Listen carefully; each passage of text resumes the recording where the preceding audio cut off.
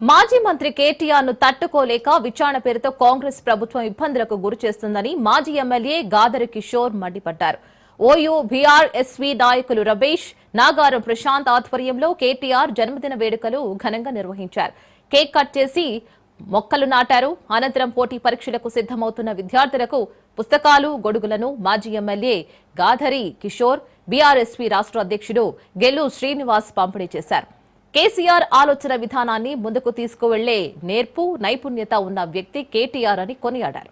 భవిష్యత్తులో మరింత ఉన్నత స్థాయికి ఎదిగి తెలంగాణ అభివృద్ధిలో ముందుకు సాగాలని గాదరి కిషోర్, గెల్లు శ్రీనివాస్ ఆకాంక్షించారు.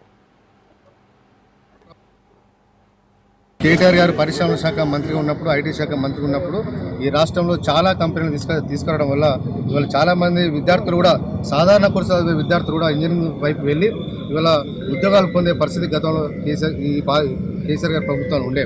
ఇవాళ రేవంత్ రెడ్డి గారు ముఖ్యమంత్రి అయిన తర్వాత కొత్త పరిశ్రమలు రాకపోగా అందరికీ వాళ్ళ నిరాశ ఉన్నది. అదేవిధంగా రేవంత్ రెడ్డి గారు అధికారంలోకి వచ్చిన తర్వాత 2 లక్షల ప్రభుత్వ ఉద్యోగాలు భర్తీ చేస్తామని చెప్పి మాట ఇచ్చి ఇవాళ జాబ్ క్యాలెండర్ని అమలు చేస్తామని చెప్పి జాబ్ క్యాలెండర్ తూతు మంత్రంగా అనౌన్స్ చేశారు తప్ప కనీసం 10,000 ఉద్యోగాలు కూడా ఇవాళ పరీక్ష నిర్వహించని ఇవాళ దౌర్భాగ్యమైన పరిస్థితి ఇవాళ రాష్ట్రంలో నెలకొన్నది. కాబట్టి ఖచ్చితంగా రాబోయే రోజుల్లో కూడా కేటీఆర్ గారిని స్ఫూర్తిగా తీసుకొని అదేవిధంగా వారు ఏ విధంగా పరిపాలన కొనసాగించారో అదే విధమైన పరిపాలన ఈ రాష్ట్రం కనుక కొనసాగకపోతే ఖచ్చితంగా బీఆర్ఎస్ ఆధ్వర్యంలో రాష్ట్ర వ్యాప్తంగా ఆందోళన చేపడతాం. మీరు ఇచ్చిన 2 లక్షల ప్రభుత్వ ఉద్యోగాలు అమలు చేసే వరకు కూడా మేము పోరాటం చేస్తాం.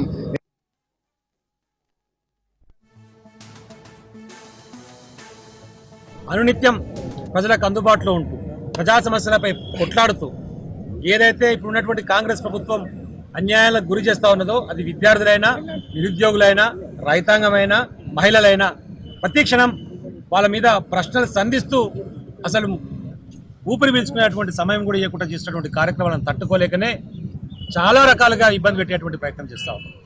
వ్యక్తిగతంగా కేటీఆర్ గారు కానివ్వండి, వ్యక్తిగత ఆరోపణలు కానివ్వండి, వివిధ రకాల కేసులలో ఏదో ఒక రకంగా విచారణ పేరుతోని ఒక మానసిక క్షోభకు గురి చేసేటువంటి ప్రయత్నం చేస్తూ వారికి అండగా ఉన్నటువంటి మా విద్యార్థి నాయకత్వాన్ని కూడా ఇష్టం వచ్చినట్టు మాట్లాడుతారని చెప్పేసి నిరసన తెలియజేయడానికి పోతే కూడా అక్రమమైన కేసులు పెట్టి ఇళ్లలోకి పోయి ఫోన్లు చేయమని చెప్పి ఇళ్ల ఫ్యామిలీస్ ఇబ్బందిని పెట్టి కావాలని చెప్పేసి ఒక కుట్రాపూరిత ధోరణిలో వ్యవహరిస్తూ ఉన్నారు.